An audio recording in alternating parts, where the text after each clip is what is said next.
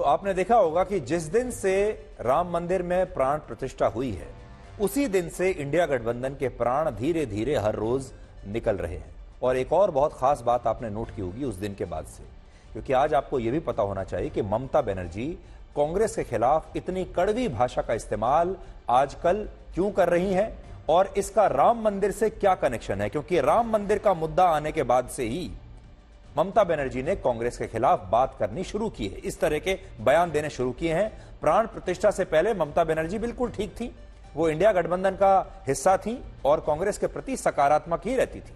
फिर अचानक ऐसा क्या हुआ कि प्राण प्रतिष्ठा के आसपास उन्होंने अचानक कांग्रेस के खिलाफ इतने नेगेटिव बयान देने शुरू कर दिए।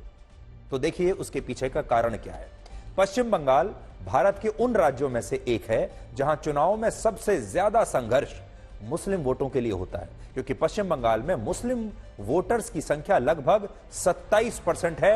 27% बहुत होते हैं 27%। और बड़ी बात यह है कि ममता बनर्जी ने इन 27% मुस्लिम वोटों को अपने पक्ष में करने के लिए बहुत मेहनत की है वर्षों से। आज से कुछ वर्ष पहले तक पश्चिम बंगाल के मुसलमान ममता बनर्जी की टीएमसी पार्टी पर ज्यादा भरोसा नहीं करते थे और उस समय ज्यादातर मुसलमानों का वोट या तो सीपीएम को मिलता था या फिर कांग्रेस को मिलता था। वर्ष 2006 के विधानसभा चुनाव में सबसे ज्यादा 45% मुस्लिम वोट सीपीएम को मिले, 25% मुस्लिम वोट कांग्रेस पार्टी को और सिर्फ 22% मुस्लिम वोट टीएमसी को मिले थे।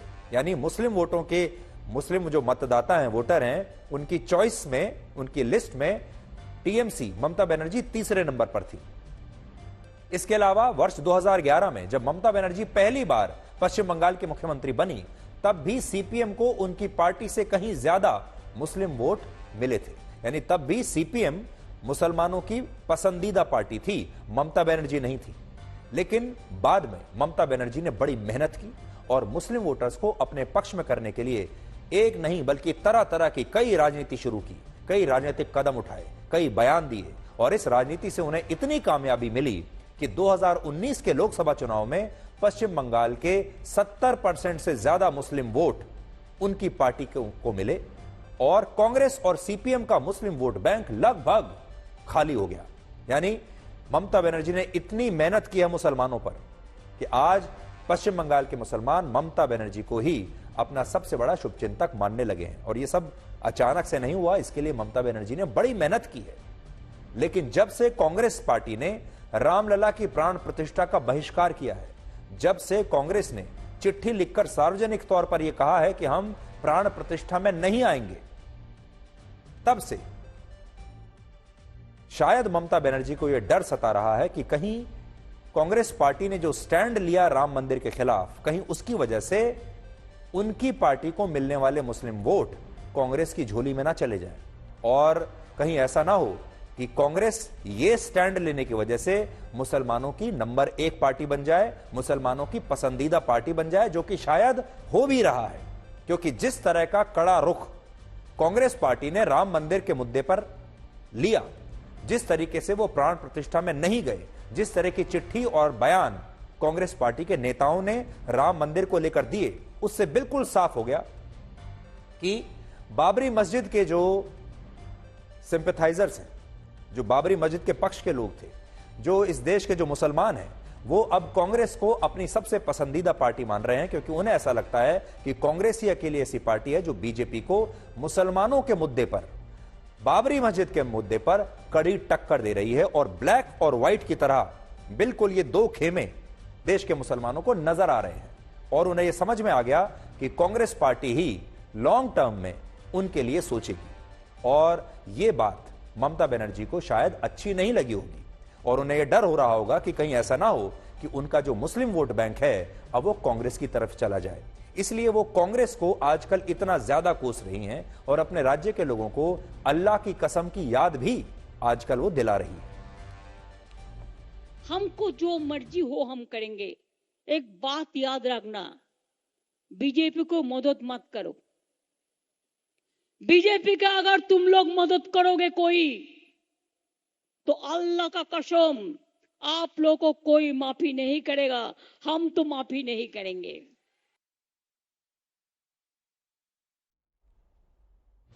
पश्चिम बंगाल में लोकसभा की कुल मिलाकर 42 सीटें हैं, जिनमें से 13 सीटें ऐसी हैं जिन पर मुस्लिम वोटर्स निर्णायक भूमिका में हैं। वो तय करेंगे कि कौन जीतेगा।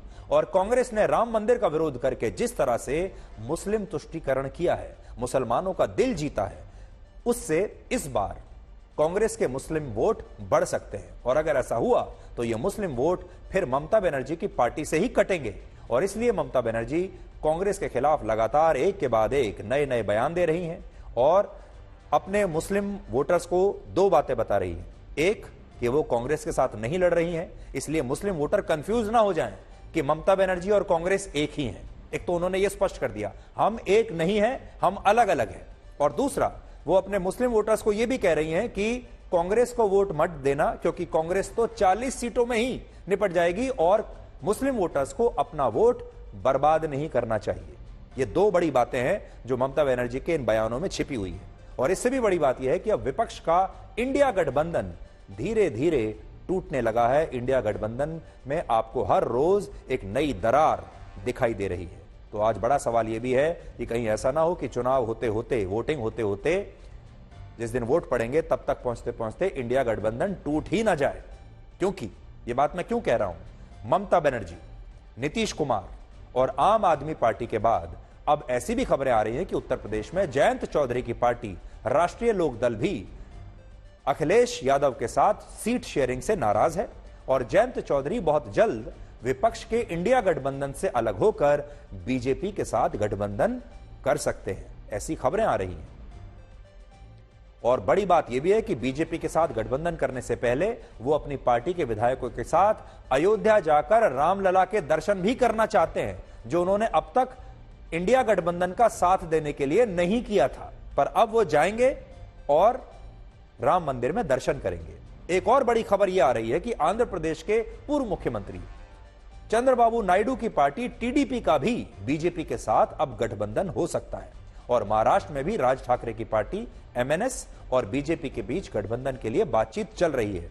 और महाराष्ट्र में ही चुनाव आयोग ने अजीत पवार के गुट को अब असली एनसीपी मान लिया है। उन्होंने एनसीपी को भी दे दिया है अजीत पवार को, और एनसीपी का जो चुनाव चिन्ह था वो भी अजीत पवार को मिल गया है। और इसकी वजह से अब शरद पवार को अपनी एक नई पार्टी बनानी पड़ी है और नया नाम रखना पड़ा है। और शरद पवार ने अब अपनी नई पार्टी का नाम रखा है एनसीपी शरद चंद्र पवार।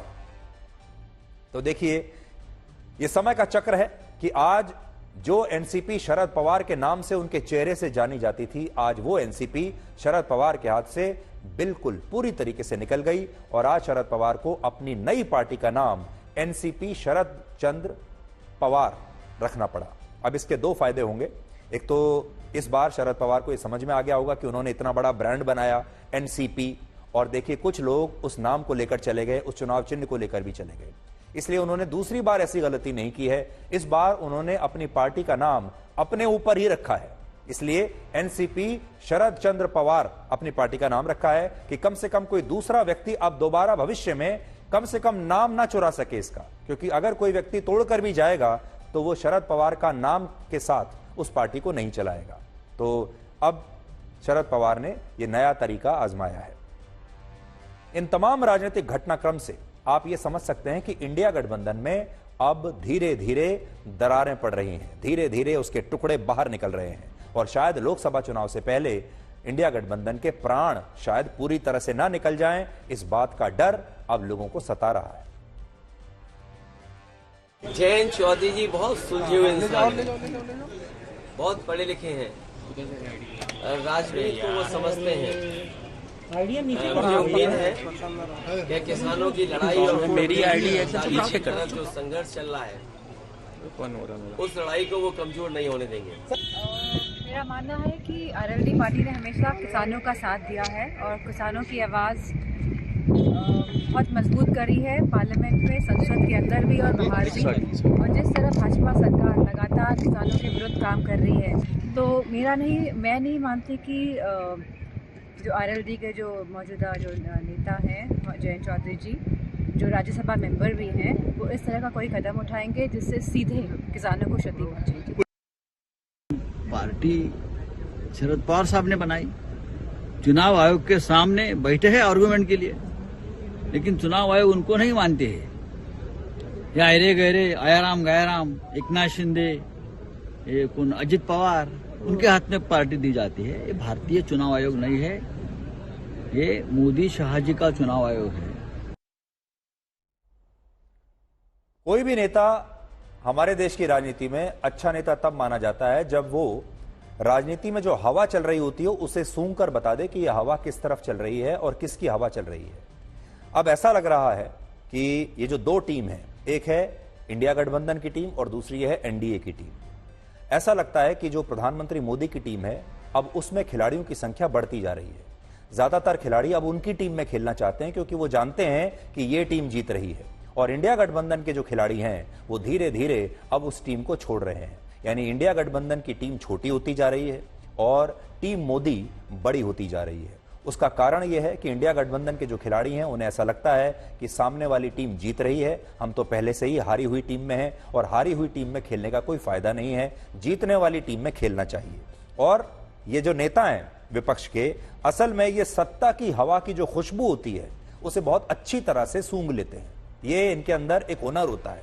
ज्यादातर जो नेता होते हैं, और राजनीति में वही नेता सफल होते हैं जो सत्ता की हवा की खुशबू को सूंघ सके। और अब ये जितने विपक्ष के नेता हैं इन्हें वो खुशबू आ रही है और ये जानते हैं वो खुशबू कहां से आ रही है, किस खेमे से आ रही है, किस तरफ से आ रही है। वो खुशबू आ रही है मोदी की टीम की तरफ से, और ये सूंघते सूंघते अब उस खुशबू को उसी टीम में खेलना चाहते हैं। इसलिए आने वाले समय में आप हैरान मत होइएगा जब और भी बड़ी संख्या में विपक्षी दल मोदी की टीम में खेलने के लिए आपको आतुर और इच्छुक नजर आए। अब वापस चलते हैं संसद भवन में, क्योंकि इस राजनीति के बीच आज प्रधानमंत्री मोदी ने राज्यसभा में जब अपना भाषण वो दे रहे थे तब राहुल गांधी का नाम लिए बिना ये कहा कि कांग्रेस ने अपने युवराज को एक ऐसा स्टार्टअप बना दिया है जो स्टार्ट ही नहीं हो पा रहा है। इन लोगों की मर्यादा इतनी है, अब इन्होंने अपने युवराज को एक स्टार्टअप बना करके दिया है। अब वो नॉन स्टार्टर है।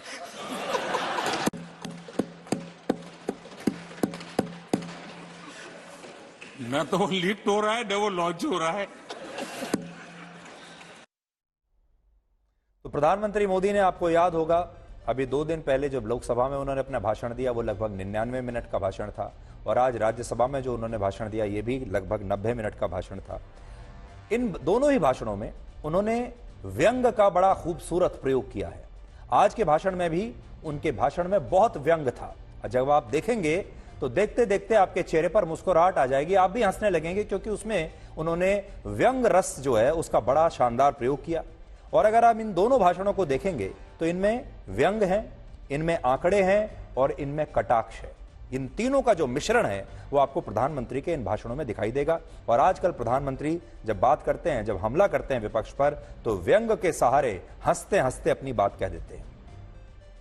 हमारे देश में बहुत सारे विपक्षी नेता ये पूछते हैं कि अगर देश में 25 करोड़ लोग गरीबी से बाहर आए हैं, जो कि मोदी सरकार दावा करती है कि हमने 25 करोड़ लोगों को गरीबी रेखा से बाहर निकाल लिया, तो फिर मोदी सरकार देश के 80 करोड़ लोगों को हर महीने मुफ्त राशन क्यों दे रही है? तो आज शायद पहली बार प्रधानमंत्री मोदी ने इस सवाल का जवाब दिया है, जिसे आपको भी सुनना चाहिए कि जब ये सारे इतने बड़ी संख्या में लोग अब गरीब रहे नहीं तो फिर इन्हें राशन क्यों दिया जा रहा है, उसका जवाब आप सुनिए। आदरणीय सभापति जी, आजकल जब हम कहते हैं कि 25 करोड़ लोग गरीबी से बाहर आए, तो ऐसा कुतर्क दिया जाता है कि 25 करोड़ बाहर आए तो फिर 80 करोड़ को खाना अनाज क्यों देते हो?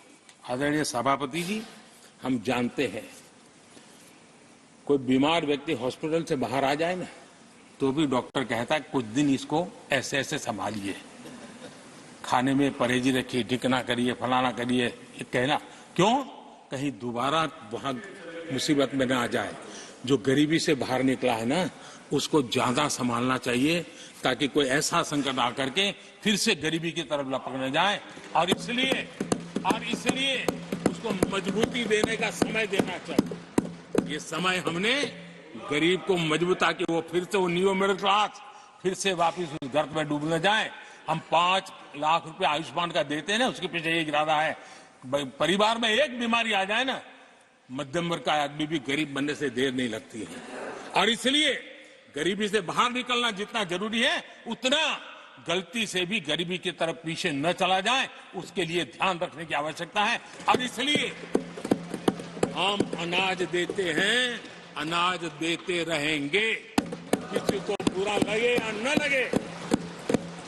25 करोड़ गरीबी से बाहर निकले हैं, न्यू मिडिल क्लास हुए हैं, लेकिन मुझे समझ है, मैं उस दुनिया जी करके आया हूं, उनको जरूरत ज्यादा है और इसलिए हमारी ये योजना जारी रहेगी।